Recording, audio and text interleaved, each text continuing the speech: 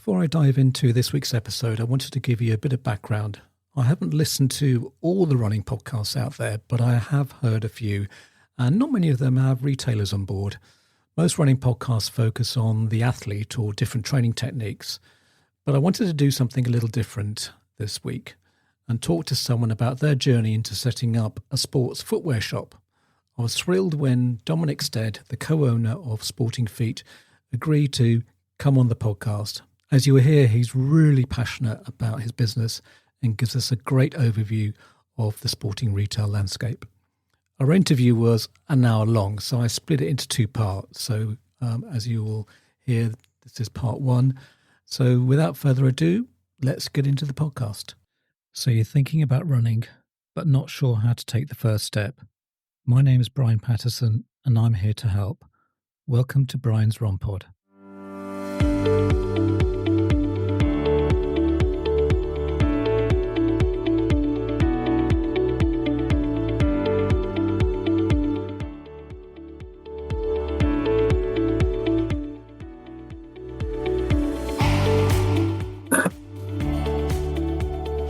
Welcome to another episode of Brian's Run Pod, and today we're thrilled to have a real special guest who has been a cornerstone of the local running community.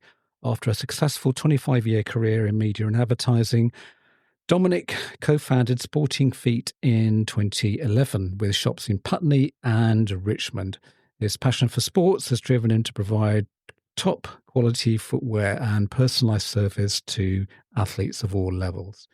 Dominic's once shared, whether you are running or playing a sport, your feet are crucial. It's worth looking after them, and our job is to give practical guidance and provide effective footwear solutions.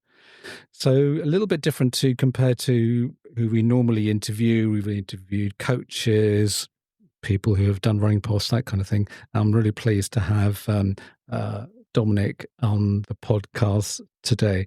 So without further ado, let's delve into Dominic's journey from advertising to athletic retail.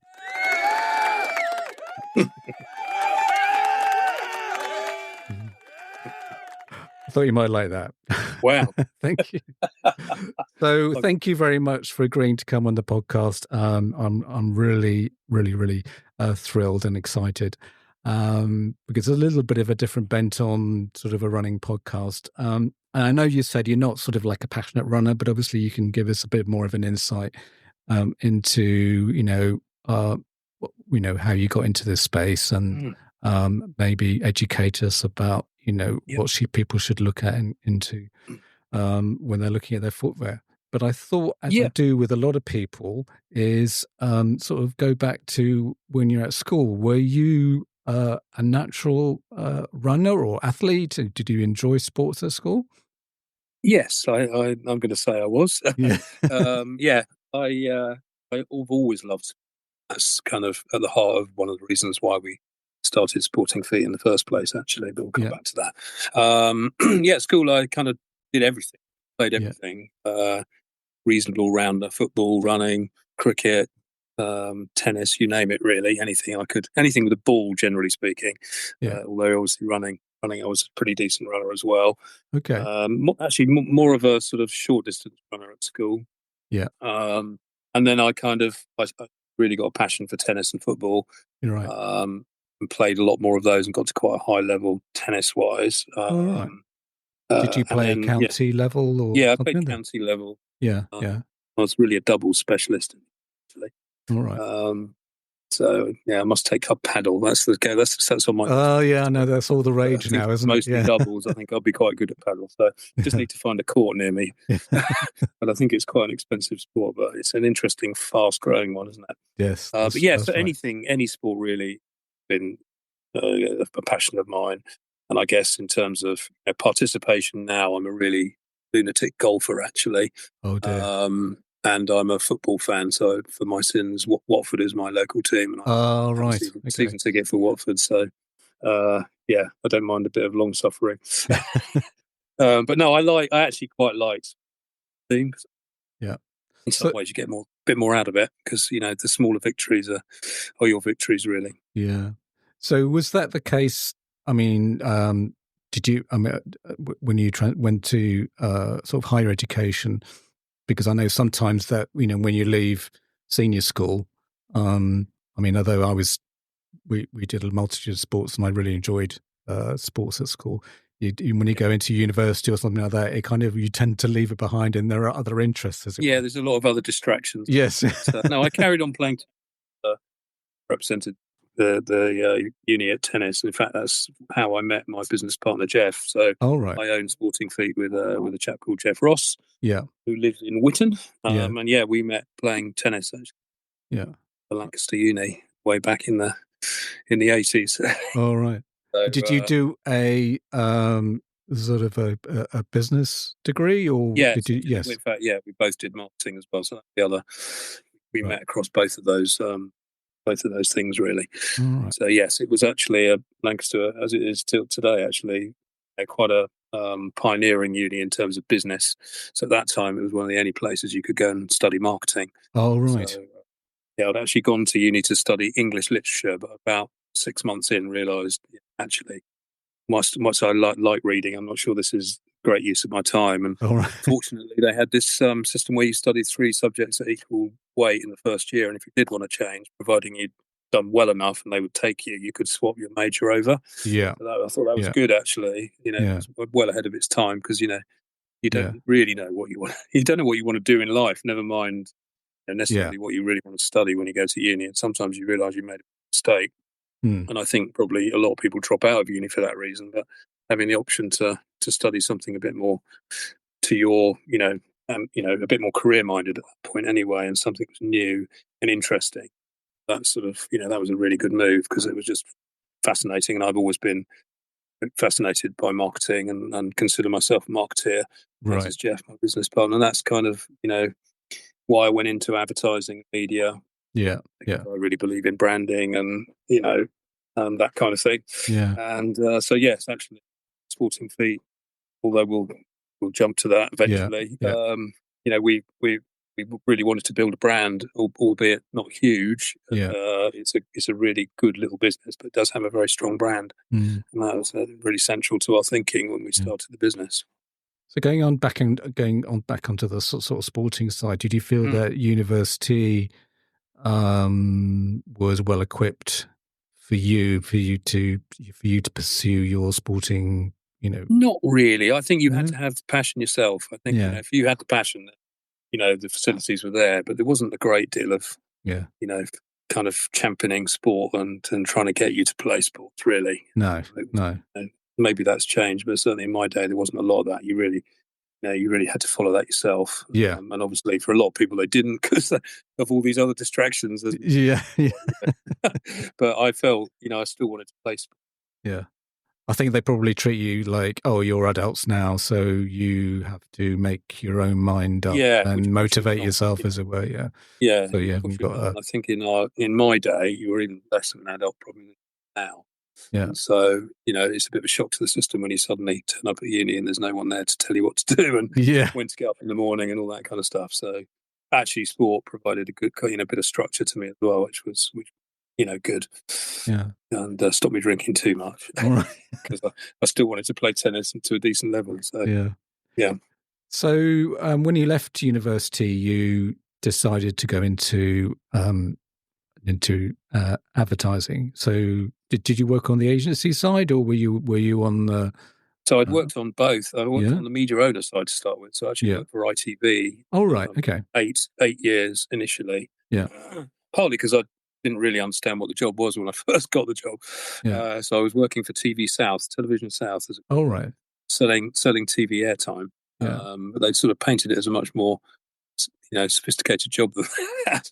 But actually, it was good fun, and that was in the 80s, and advertising was a sort of a good place to be, really, in the 80s in some ways. I used to quite lucrative, quite good fun. Yeah, I used to sell space. Quite well paid, so you didn't, it wasn't easy to get out of it. Sorry, I used to sell space. I was at Haymarket. Oh, there you go. Well, so I was selling TV, and then after 8 years, basically what happened was ITV was kind of consolidating. So they realised when I first turned up, we had 125 people selling ITV airtime for just 9% of the population in Television South. And what Right. happened over the next sort of 5 to 10 years was they realised, well, you don't need 125 people just to sell. Now you could have 125 people sell the whole lot properly. Yes. That's Right. gradually what happened, cost cutting and all the rest of it. I survived it all, but it became a tougher, really a very tough environment. Yeah. Big sales house, which was not a lot of fun, to be honest. It was, No. again, it was reasonably well paid, but it was a bit brutal. Yeah. And because essentially I was a salesman, Yeah. I took the opportunity to jump across to the other side and became a new business and marketing manager for a media agency. Right. Yeah. And that was the best move I ever made, really, because that was just such a more interesting job. And if you were, and there was a bit of luck involved in all these things, as always, but we were quite successful. And so I was, contributing quite a bit to, the business, the business winning business. And if you're on that side, you're very much on the commercial side of the business. So you sort of rise up through the ranks. And I became the joint MD of that agency in its various guises by the end. So that was a good job, and then I was involved not just on the new business side, but on, running clients and working with other agencies and so on. So it was a good job. And I enjoyed it. But I just sort of reached the end of the line in a way at one point, and I'd always felt I'd kind of wanted to run my own business. Right. So did that kind of spark your sort of entrepreneurial? Yeah. In fact, when I left the agency, I took a job in a much higher risk startup media owner job, which, if I'm honest, I always felt probably wouldn't work. But it was such a good opportunity, and we had a good go at it. And it was such a good opportunity to run a business, where actually you had to look at cash flow statements and, on a weekly basis, never mind on a monthly basis, right? Never mind on the businesses I came from, that you never needed to run a cash flow statement. Money coming. So it really taught me about business, and that's one of the reasons why I took that job, because I just felt, even though I was the joint MD of quite a successful media agency, that agency, in a way, ran itself. You were never not going to make money. It was a question of how much money the agency could make, really. Without wishing to sound, too arrogant. It just was that model, really. Yeah. So you were sort of guiding it rather than really running it at that sort of level. And so I just felt I didn't really know how to run a business, and if I was going to ever run my own business, I better learn. And so I was able to do that. And we had 2 years. It was good fun. We did quite well, but not quite well enough. And I had lots of experience of running, working with shareholders and raising money and, as I say, running cash flow statements and all that kind of stuff. So I really did start to understand how business ticks. Yeah. So did that really prepare you for what you're doing now, which is retail, or was it definitely? Definitely in the sense of running a business. Yeah. And my business partner Geoff had also been through a sort of similar journey, I suppose, and he'd worked in the exhibition space for big companies like EMAP, and then he had gone off with another chap to run a smaller business with a couple of exhibitions that also did quite well, and they sold that business. But he was very much involved, with running that business, and particularly from the sort of finance and ops side. So we made good partnership, really. And I think that's one of the successes of our business, actually, that there's two of us. I sometimes really feel for entrepreneurs when there's only one of them, because when there's two of you, you can obviously split the responsibilities, sort of concentrate, hopefully, on the bits that you're both best at. Yeah. But also, you've got someone else to debate things with and, brainstorm things with. Bounce ideas off. Ideas off, Sporting Fleet's very much a product of both of our thinking. Right. So we came together. We were in a sort of similar situation. I was working as a consultant at the time. Yeah. Having sort of exited that business, and then it gave us a bit of time to really research this. We're both passionate about sport. Geoff has a very similar profile. Tennis, golf, football. So we wanted to do something in the sports space, and actually, being marketeers, we quite fancied having a crack at retail because it's so tangible. Right. So, your customers are coming in the door every day. So you don't have to just pay a market research company to go out there and, research what your customers think about you. You're seeing it every day and you can ask them. So there was an appeal in that. But when we, bear in mind, we were doing this in, around 2010. We launched the business in 2011. Yeah. We wrote a proper business plan because we had to it's not cheap business to get into. If you're going to, never mind the property costs, you've got to have some stock and you've got to pay for that. Yeah. And that's the problem with our kind of model in a way. You've got to pay for it before you can have it. And then you've got to sell it, and you've got to turn especially it if you're coming from nowhere. So yeah, I think there was an advantage in that, and this way meant we could look at it in a slightly different way. And I think some of the things that we did early on have proven to be great decisions and have proven to be right. But we were also not arrogant enough to think that we didn't need to learn quite a bit about retail. So we did our homework. And also we started, you have to start slightly smaller. But be careful, what you spend your money on when you start a business. Yeah. You can spend your money on, flash-looking shop. And then if you don't get enough money in through the door, it's gone because you haven't got enough money to pay the bills. So let's take a quick break. Hi, Brian and Brian's Run Board listeners. I'm Merrily, author of Just Run. Just Run is the perfect gift for every runner or anyone thinking about starting running in 2025. In my book, I share my journey from barely hitting 3,000 steps a day to becoming an ultra runner in just a few years. A few months ago, I completed my first 100-mile race. Just Run is packed with practical tips for beginner runners. Running is for everyone. You don't have to be fast to go far. You just need to run your own way. That's what Just Run is all about. You can grab your copy on Amazon, including on Kindle Unlimited, or get a signed copy from my website, merrilyruns.co.uk. Feel free to reach out to me on my website or through my socials at merrilyruns. Hey, this is Andrea, popping up from Sydney, Australia to say hello and to thank Brian for creating a forum which is so beneficial for those of us who are seeking a richer experience of running. If you're like me, you probably run for a host of reasons. These might include time alone, mental health, personal accomplishments, or maybe reclaiming a sense of self, possibly for the first time in a long time. And you might have noticed that the narrative around running is also changing. Until recent years, you probably mostly heard it talked about through the lens of metrics, things like getting faster, getting stronger, getting thinner, getting better, getting a spot on the podium. But thanks to voices like Brian's, more and more we're starting to think about running as a means to becoming a better person, to enjoying the morning, to achieving a fundraising goal, or maybe just making yourself proud. And if that sounds like you and you're interested in getting some coaching support for whatever your running journey looks like, I invite you to take a look at Run with the Slow Coach. I host a global coaching community for older, slower, bigger, injured, and back-of-the-pack runners. I'm fully accredited through Athletics Australia. I'm endorsed by the Australian Trail and Ultra Runners Association. And in 2023, I won a local business award for the most outstanding fitness service. I coach online and I promise to keep you accountable because I know what it takes to start a running journey, especially if you're not talented or you haven't been active your whole life.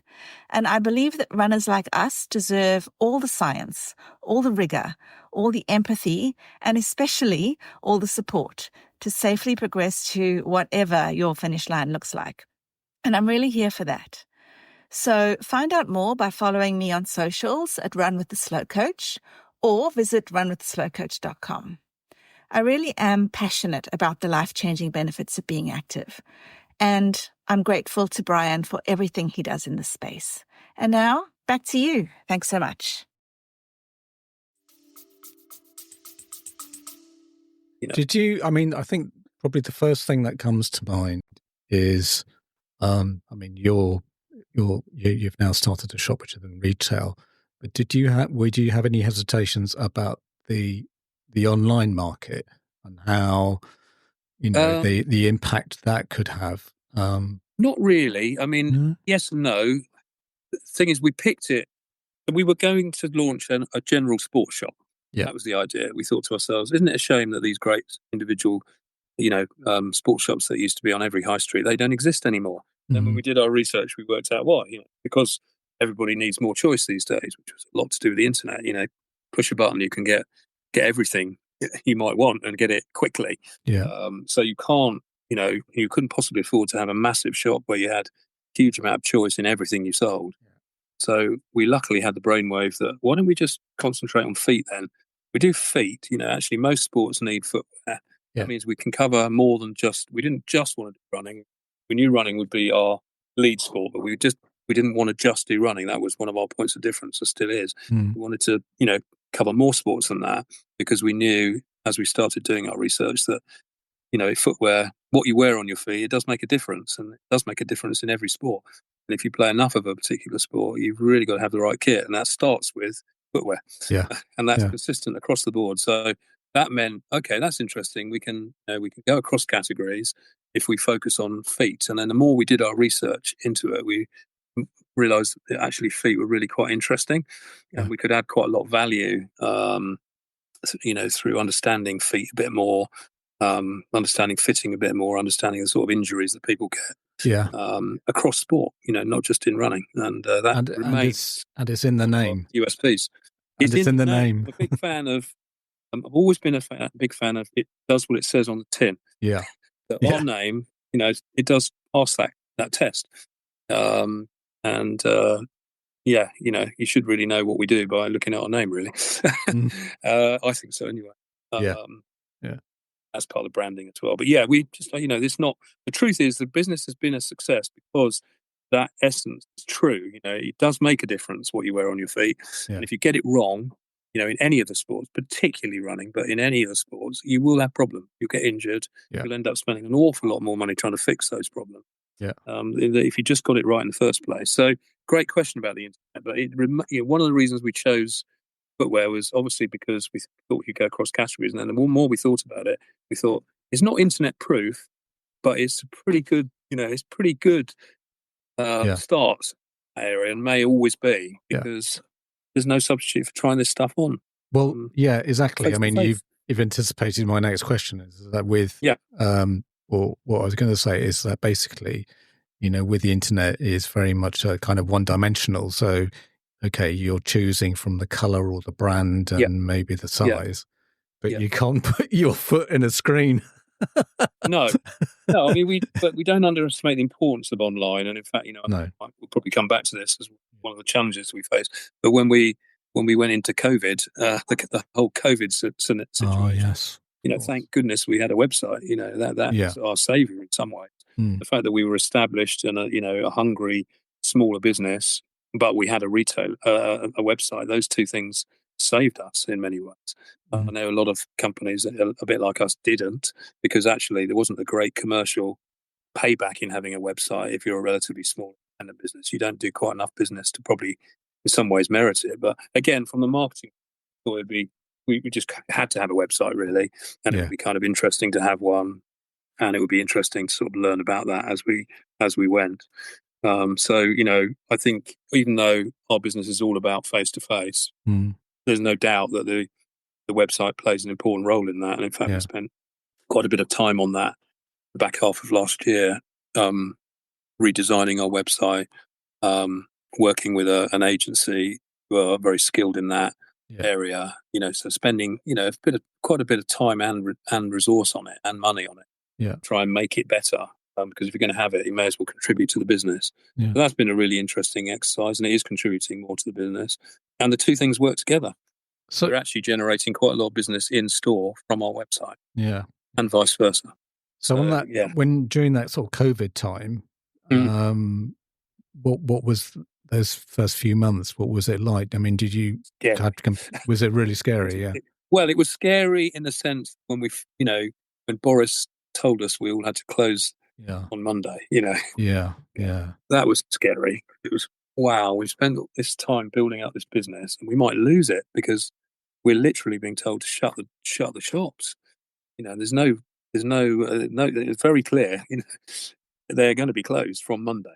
So where we were lucky, and there's always a bit of luck in these things as well, isn't there? There's a lot of hard work. There's luck as well. Where we were lucky is that this category, running, was something that people were still encouraged to do.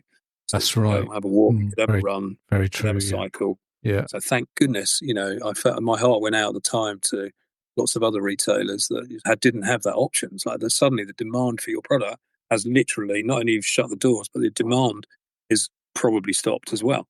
Yeah. So, luckily for us, the doors shut, but the demand didn't stop. And we had a website. So we had to shift really quickly into a much more direct way of working. And it was fascinating.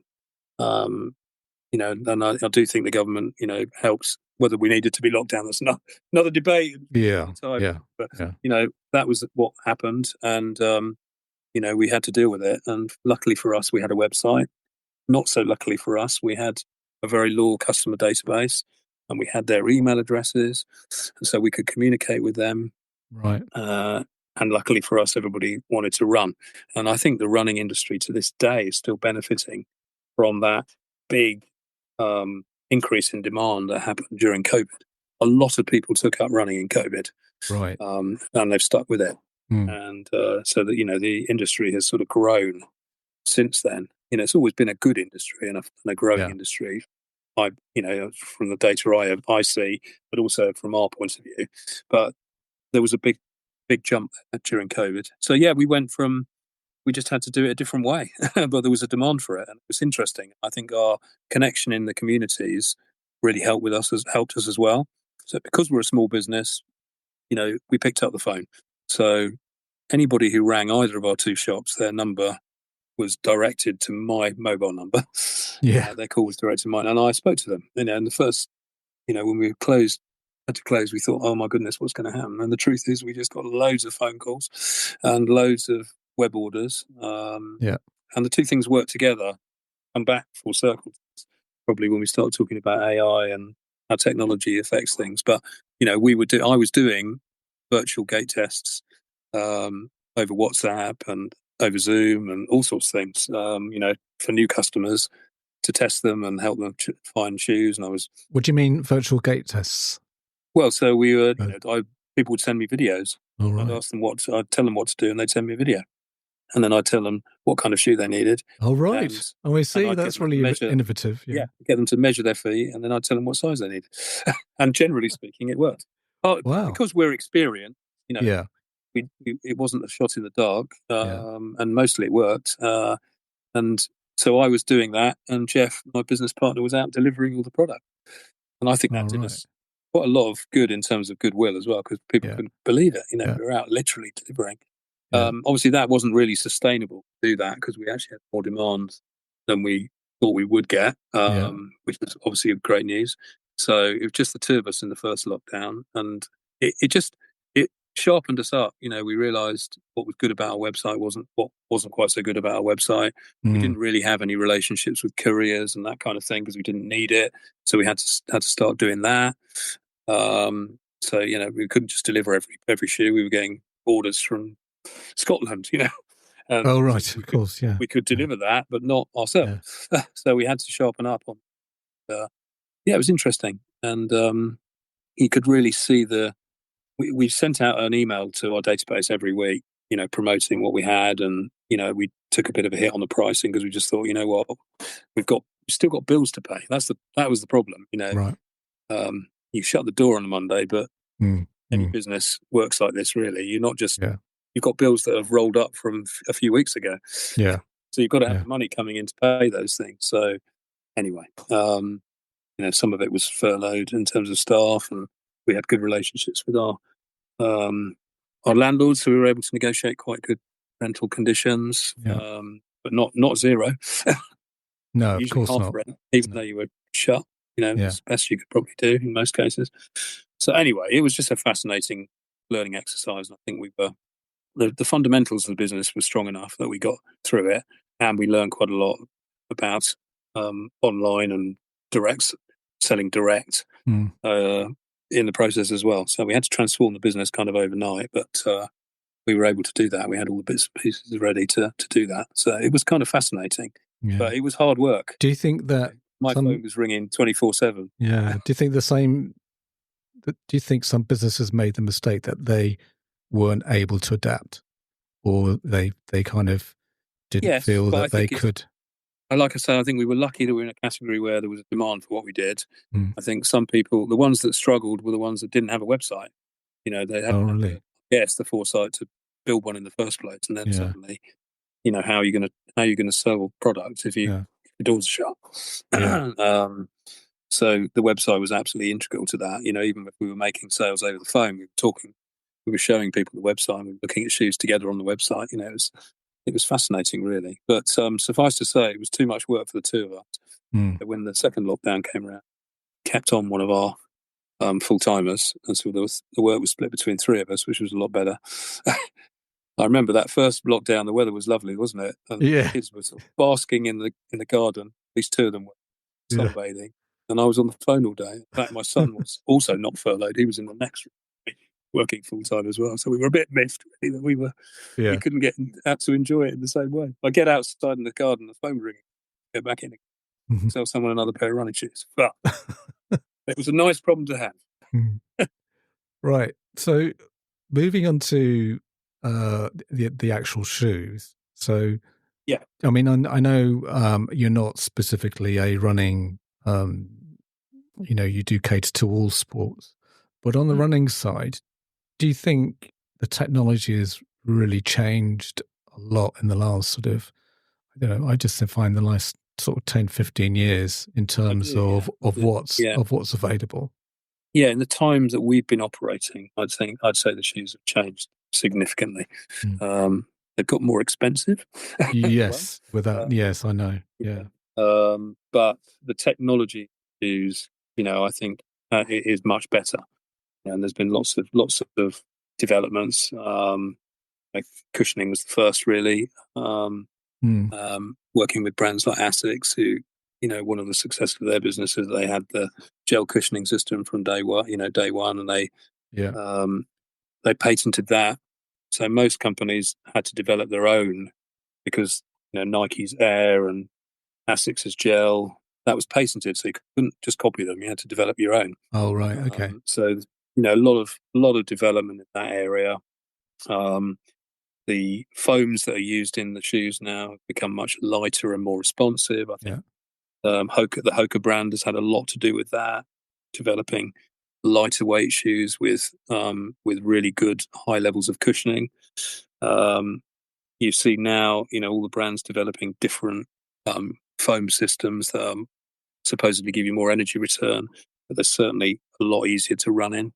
Now, and the latest development is obviously all the carbon fiber plates, and the carbon plates and the nylon plates in the shoes, which is interesting.